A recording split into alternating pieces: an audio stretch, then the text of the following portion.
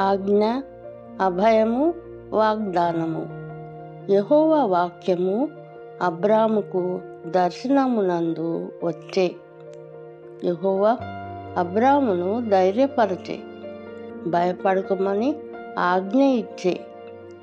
నేను నీకు కేడెము అని అభయమిచ్చే.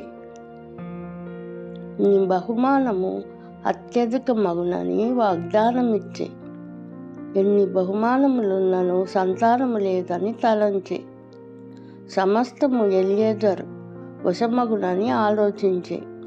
ఈ విషయమే అబ్రామును బహుగా బాధించే. నీ గర్భమున జన్మించువాడే నీకు వారసుడని వాక్యంతో వక్కాణించే. యెహోవా మాటను అబ్రాము నమ్మెను కనుక అతనికి నీతిగా ఎంచే.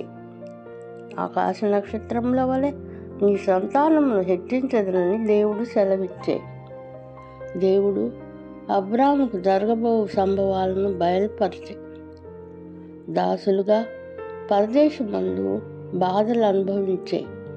400 సంవత్సరముల శ్రమల అనంతరము గొప్ప ఆస్తితో దేవుడు తిరిగి రప్పించే. 4వ తరము వారికి కనానునిచ్చెదనని వాగ్దానం ఇచ్చే.